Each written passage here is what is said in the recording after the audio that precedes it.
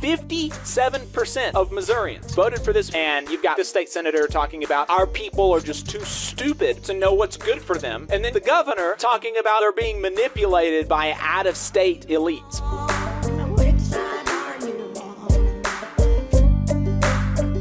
The governor of Missouri took away paid sick leave for his constituents. He also stopped them from getting raises in the future.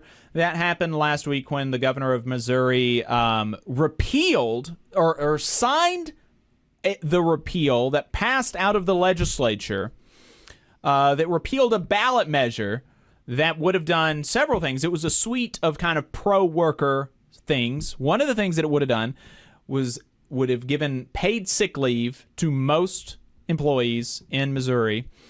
It would have raised the minimum wage, and it did raise the minimum wage, and tied that minimum wage to inflation. That way, we don't have to have this interminable debate every 3 or 4 years. It's one of the most frustrating things when we all know that inflation continues every year. Our money's worth a little bit more, and so the minimum wage should increase every single year, tying it to inflation. We should just do that, and then we don't have to have this debate all the time. It's crazy. And so the repeal did two things. It did not repeal the initial wage increase, so Missourians did still get that minimum wage increase, but it did repeal the paid sick leave, and it repealed the tying the minimum wage to inflation. So the Missouri governor took away paid sick leave from Missourians and took away future raises. And I just want to remind everybody about the kind of stuff that, what these people think about you. Here is one of the state representatives or state senator or something from Missouri talking during the debate about this bill, talking about the debate of the repeal of this ballot measure and some of the reasons that he doesn't like the ballot measure and what passed. By the way, passed with almost 60% of the vote. Let's listen to this guy. This is one of those things of the problem with direct democracy. This is exactly what our founders were expressly against when they formed this nation. We're a constitutional republic with individual representation confined by constitutional restraints of what government can and can't do. And for us to think that the founders had in their mind's eye that we would be putting in front of every single voter and every single time with every single policy measure for them to decide whether or not this was good or policy or not, especially when the people casting the ballots for measures such as this, they have no skin in the game whatsoever when it comes to these sorts of measures. No realization of the detriment or the harm that it may cause to their very own bottom dollar, because they may not even understand what these provisions, what these measures would do to their employer. I mean, because at the end of the day, the people, most people casting these votes on these measures, they don't own businesses. They don't understand what's required to meet the bottom line, to keep people employed. We are not a direct democracy, and we got to stop telling our kids that we're a democracy, first and foremost, because we're not a democracy, or we are a republican form of government.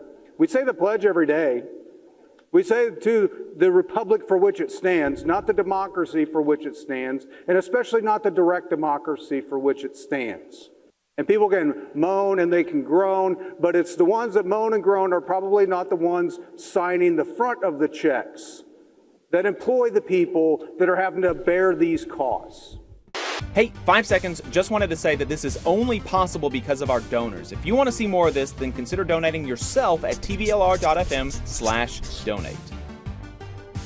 It's really hard not to actually hate people like that. It's not a Christian thing to hate people, and it's not virtuous.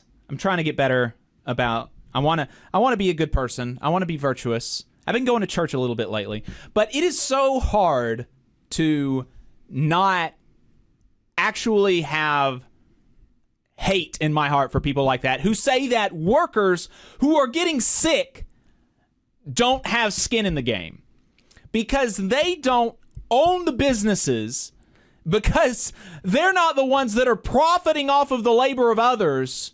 Then they don't have skin in the game. I mean, it's just a sick sort of, it is such a sick mentality to have that people who work for a living don't have skin in the game because they're not owners and because they don't make their living off of the value that other people create. It's just so gross. And to say that 60% of Missourians, they're too stupid. I mean, literally, he was talking about, oh, well, they don't even know what this does. It's pretty simple what it does, actually. It says that the boss, the people that I work for, the people that I create all the profit for, should give me more. That's what it does, right? And people in Missouri are not, they're not, it's not a huge, like, the median wage over there is not $1 million, right? So their bosses can give them a little bit more. It's just, I don't know how to deal with stuff like that. It's so crazy. But let's listen to the governor, and this was before he signed the repeal. But he was asked if he would sign it, and he had a couple of comments as well. Let's play this clip 3 from the governor.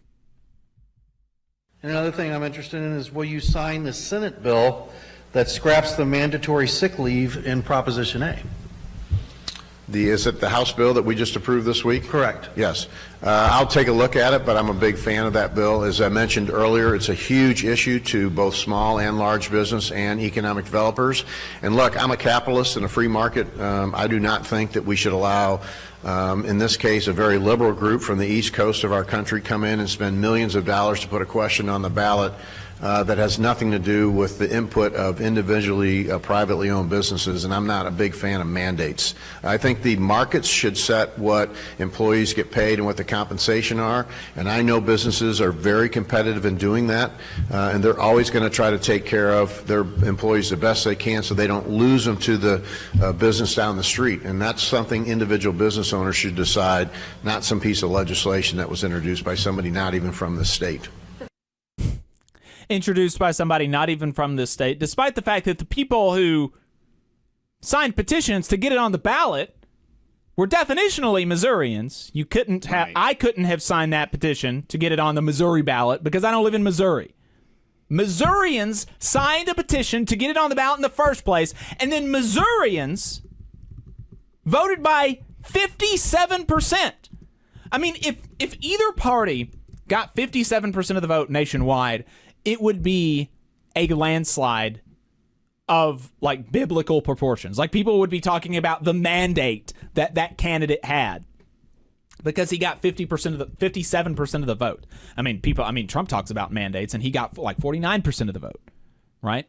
57% of Missourians voted for this piece of legislation, and you've got folks like the state senator talking about, oh, well, our people are just too stupid to know what's good for them.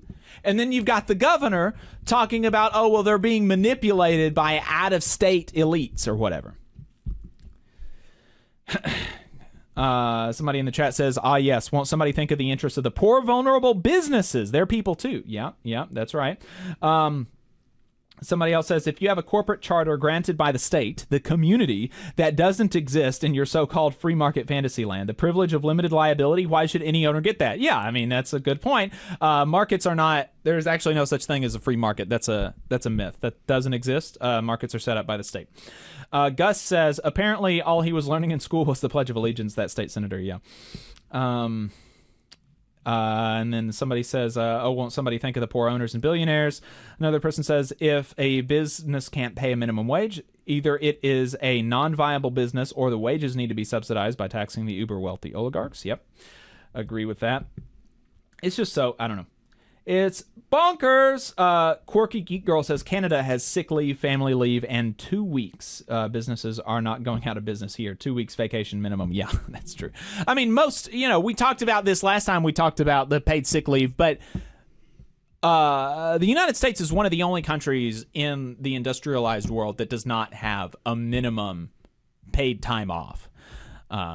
Most companies have a lot, and countries like Germany, their workers work something like 3 or 4 months less than workers in the U.S. do. They have that much more time off than we do. So yeah, not good. Just so gross. Taking this stuff away from Missourians who voted for it overwhelmingly. You just saw a clip from the Valley Labor Report. We are live every Saturday morning from 9:30 a.m. till 12:30 p.m. And we pride ourselves on keeping all of our content free to everybody so that we can talk to as many working folks as possible. If you support the work that we're doing, you think that it's important, you think that it's good, then consider making a monthly contribution to the project, and you can do that on our website, tvlr.fm.